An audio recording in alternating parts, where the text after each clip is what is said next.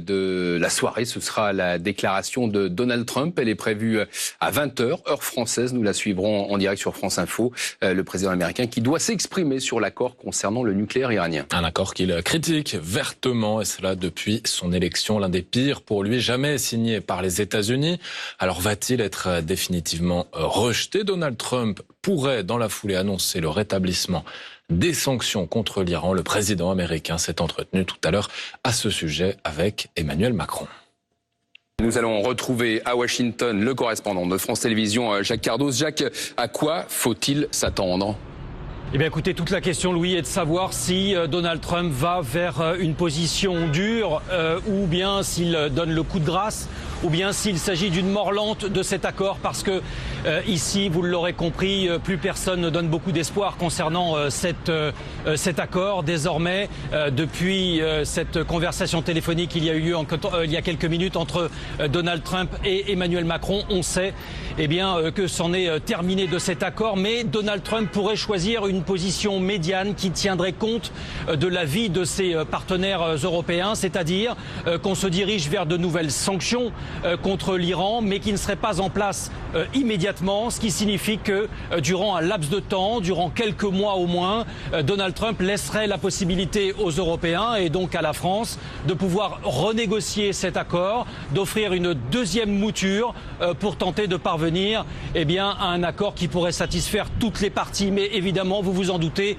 beaucoup d'experts américains ici considèrent qu'à partir du moment où les États-Unis se retirent, ça signifie que c'est quasiment la fin de cet accord qui avait été signé par Barack Obama en 2015. Donald Trump a été extrêmement critique contre cet accord. Il considère que les promesses iraniennes ne sont pas tenues, que le nombre de centrifugeuses n'a pas été réduit et que l'Iran se dotera à coup sûr, selon lui, de l'arme nucléaire d'ici 7 ans. Voilà donc l'information qui doit encore être confirmée par l'intéressé lui-même, puisqu'il va s'exprimer, vous l'avez dit, à 20h en heure française tout à l'heure.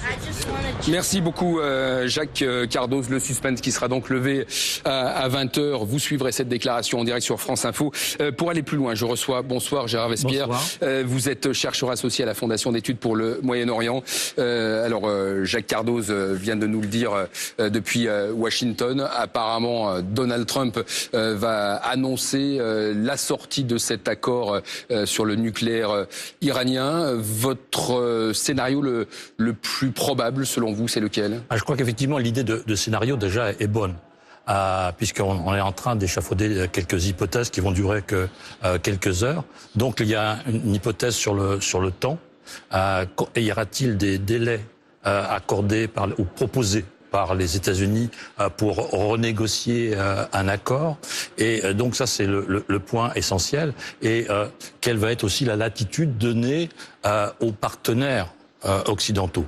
Et notamment européens. Donald Trump s'est entretenu, par exemple, avec Emmanuel Macron, qu'il avait reçu à Washington il y a une quinzaine de jours. Donc voilà, tous les partenaires occidentaux et même internationaux sont tenus, informés par Donald Trump. Absolument, je crois que c'est un point très intéressant au sujet de ce qu'on qualifie comme l'unilatéralisme américain. Or, il n'y a jamais eu autant de consultations. Boris Johnson a été donc le ministre des Affaires étrangères anglais était à Washington il y a 48 heures. Il y a des échanges avec Mme Merkel qui était aussi à Washington. Vous avez cité le président Macron.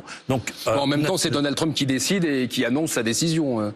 C'est lui qui annonce, mais dans une conversation téléphonique, le temps est à peu près réparti à moitié-moitié. Donc il écoute aussi. Et donc Netanyahou est allé aussi aux États-Unis, de même que le secrétaire d'État américain aux Affaires étrangères, Mike Pompeo, est allé en Israël, est allé en Jordanie, en Arabie Saoudite. Donc il y a un grand nombre d'échanges. Alors sortir de l'accord, c'est aussi rétablir des sanctions économiques contre l'Iran ? Alors c'est rétablir des sanctions économiques, c'est aussi intervenir à un moment particulier.